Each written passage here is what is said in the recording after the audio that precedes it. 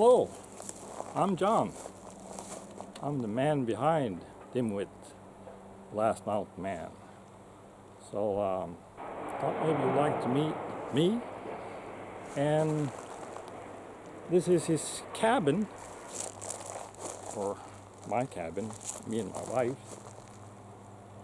And a lot of these videos going to be made around here from now on. And we bought this cabin about a year ago, and turned out there was you had to do a lot of repairs on it. So we're pretty much done with the repairs, and now it's all about making it nicer. So I'll give you a look around so you can see for yourself, and as things improves the cabin, we'll get to see it in time. So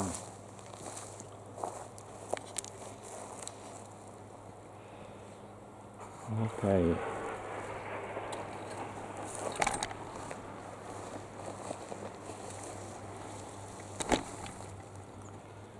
Now there's a couple of my toys there to make my life a little easier. And as you can see, we have replaced quite a bit of timber in this log cabin. It had rotted, and I'll explain what happened. We'll just look around some more first.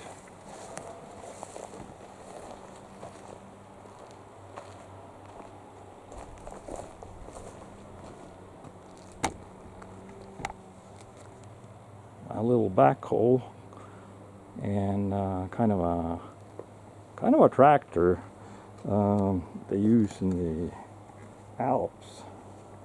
It's got a hoist. I can haul a couple tons of gravel with it, and very useful. It's 4-wheel drive, so it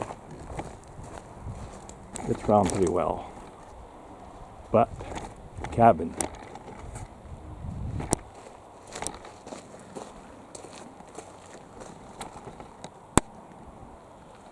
As you can see, there's quite a bit of new timber in the walls.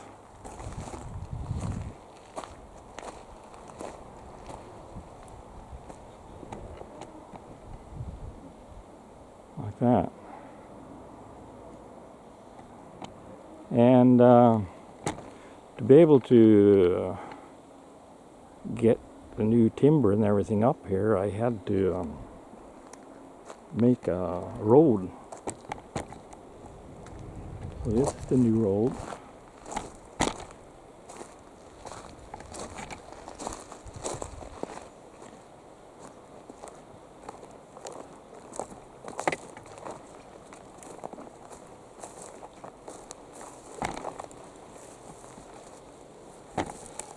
And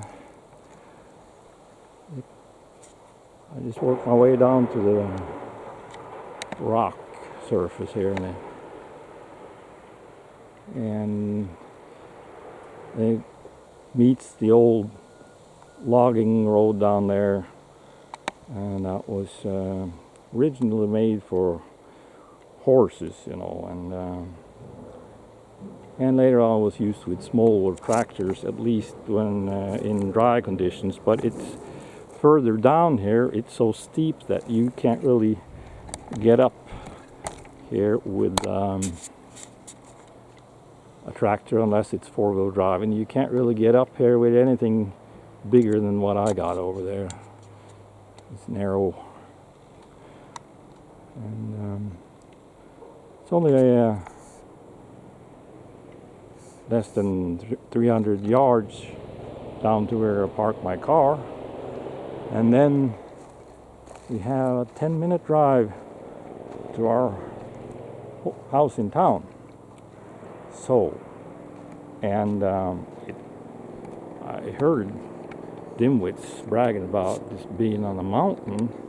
Well, it's kind of a ridge. It's not like the big mountains we got in other parts of Norway, but it's on the highest portion of this ridge we got here, and it's pretty steep down on most sides. So we're gonna have to just go along with it, I think, and call it a mountain. Let's have a look inside. And Dimwit was here a while ago, it looks like.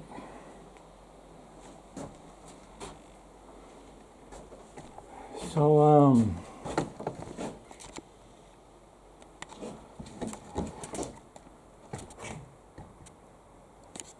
here you can see we had to remove some of the floor to get to the wall and work with that. And there's 6 inches of insulation in that floor. And you can see the difference in the new timber and the old.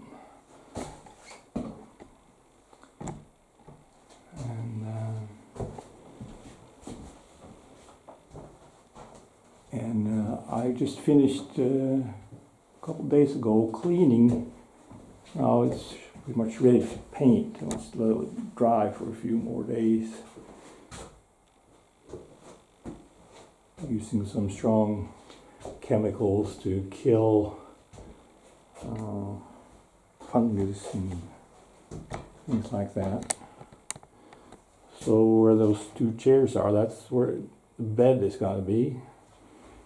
And there's going to be a sliding door in front of that bed, and then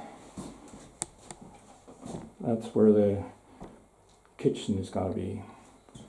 And we'll have the dining table in front of the window, and we'll have the 2 leather chairs over here by the fireplace. So, and we discovered all this rot when we were gonna, right after we bought it, and we were gonna change the kitchen cabinets over here, and these walls, they were paneled with pine paneling, and when we took the kitchen cabinets out, we discovered they had used plastic in between the timber and the paneling, and it was awful wet and rotted in there. And down here it was, you could almost dig through the whole wall with your hands, and it was just like a wet sponge.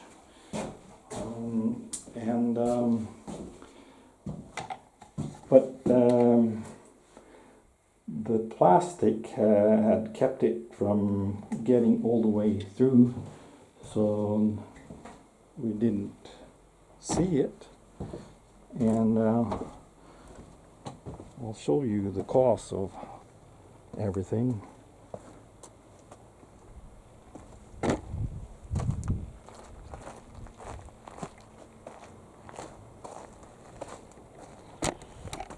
Let's see.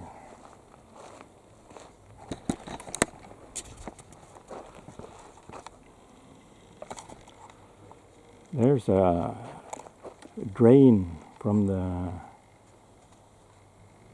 gutter, the roof's rain gutter. Got a drain pipe going down the wall. And there's been a leak up there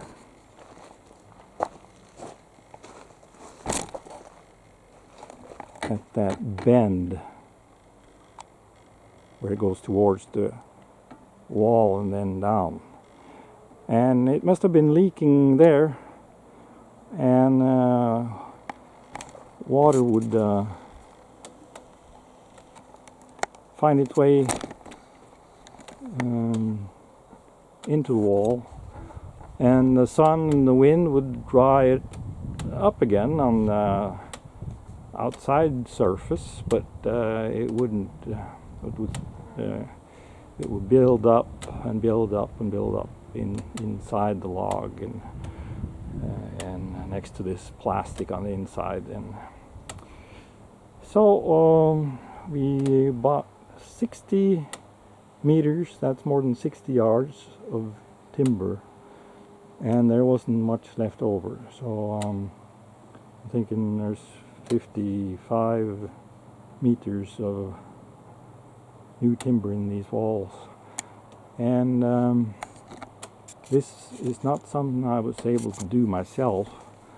I was very lucky to find a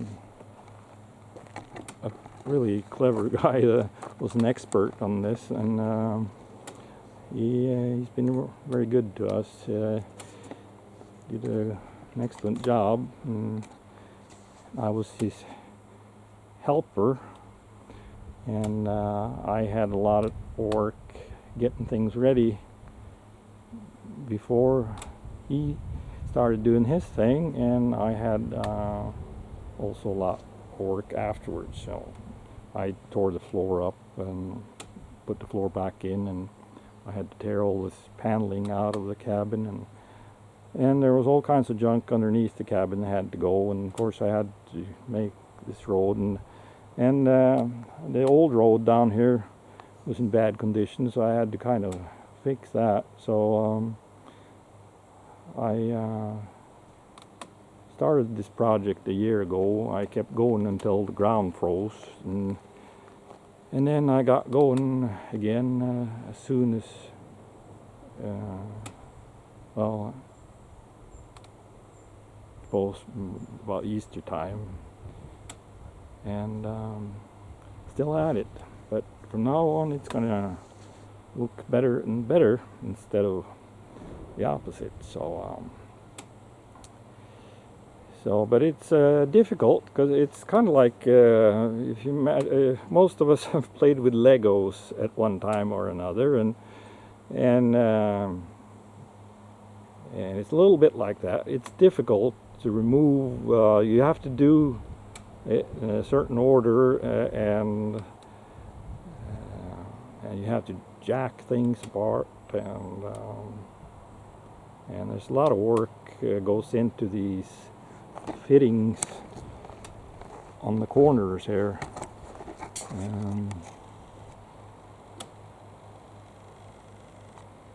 So I learned a lot. I hope I'll never need it again. But it was an interesting process, and very impressive skill. So we have some plans here.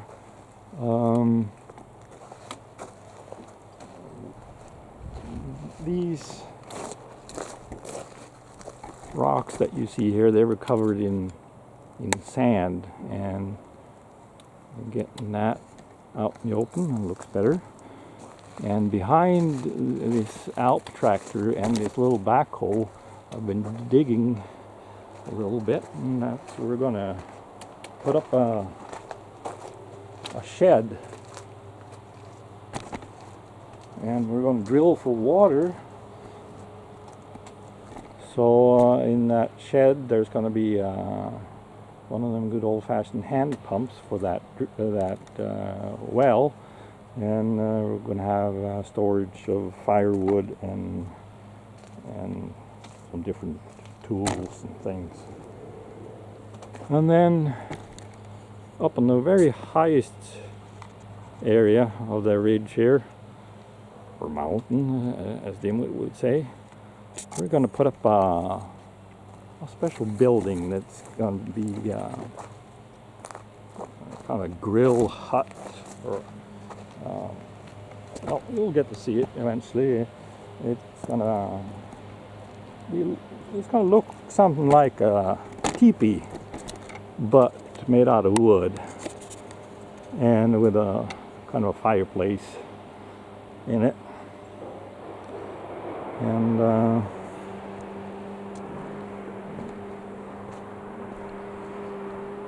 So I'm going to have to do some digging to get down to the rock surface before I start. I've already started making that building in my garage at home. And I'll be making kind of a road past this rock here in order to get over here with the backhoe and the Alp tractor. I already started doing some work over there, and where I'm pointing right now, there's going to be sort of a garage for the Alp tractor in time. And I got a lot of stuff to clean up. I got some trees that have blown, fell over from the wind, and have to get rid of all of that. And this isn't really a high-priced area for a cabin.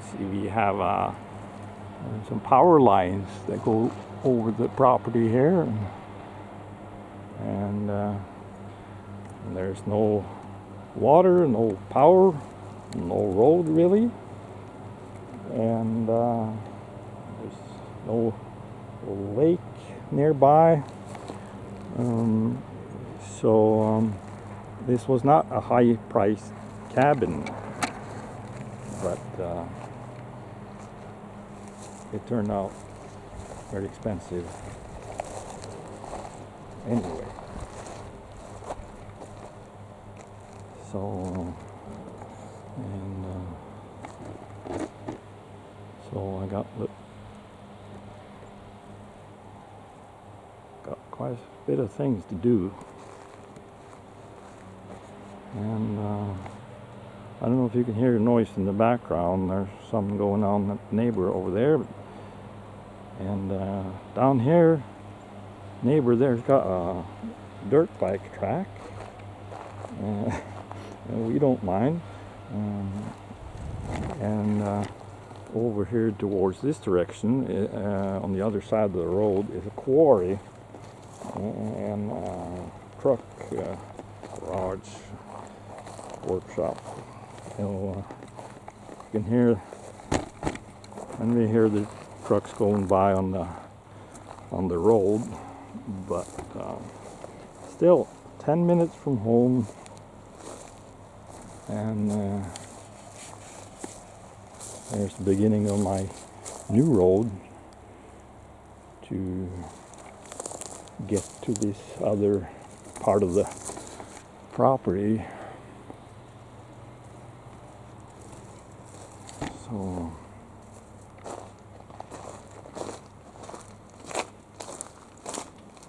and it's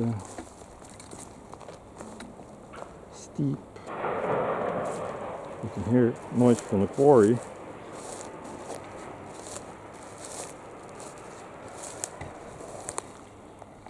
And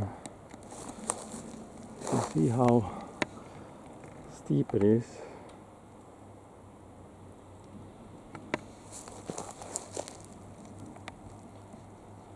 I don't know how this is going to turn out, to be honest with you, but just give you some idea about Dimwit's world.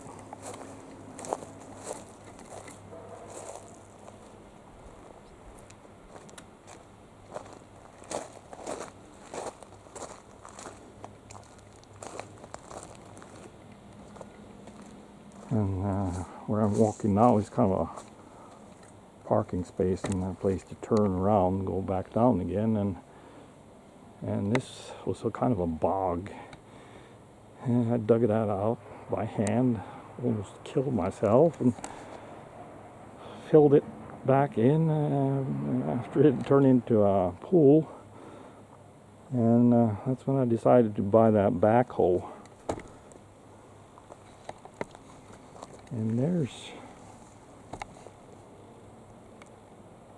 my target down there. So got permission from the neighbor that owns the forest down below here to use his property for making these videos. And there's a primitive toilet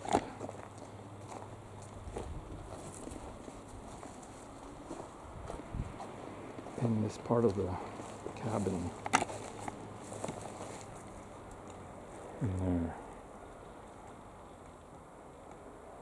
This steel cabinet is for propane.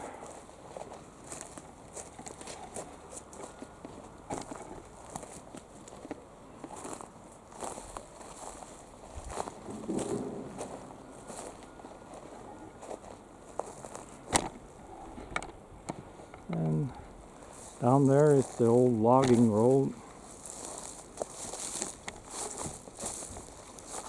And it goes around here.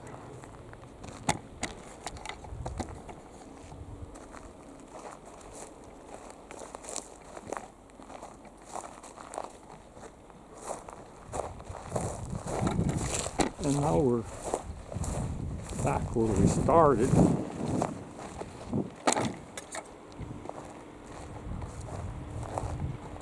And go a little ways over here. It's a pretty steep cliff face all along this side of the property. So I got the high country, very steep sides, easy to defend, I'm sure Dimwit would say.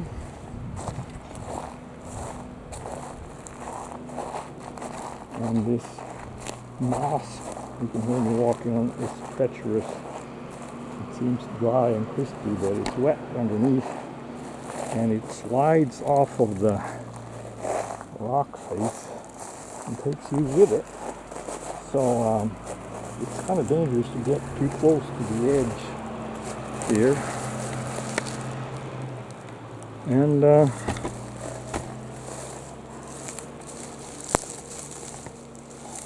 down there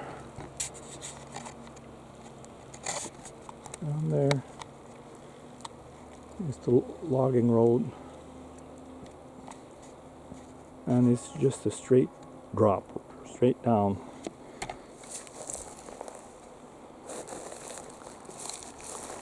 And down there is a gravel road and a place where I park my car. So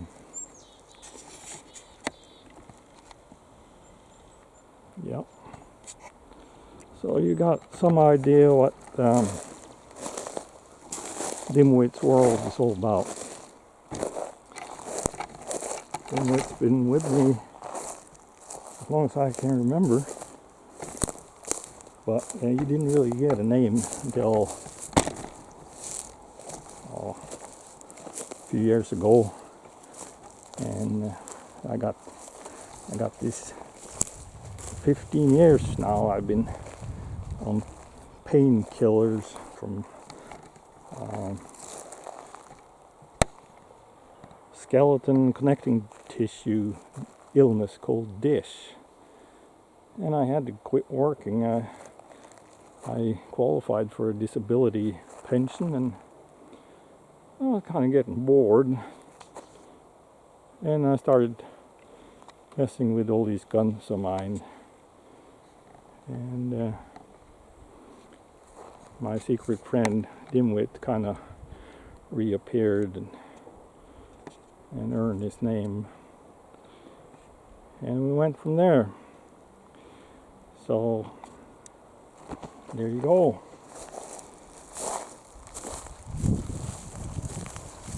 Not sure how this is going to turn out, but I thought maybe you're curious, like to see what it's like in my world, Dimwit's world.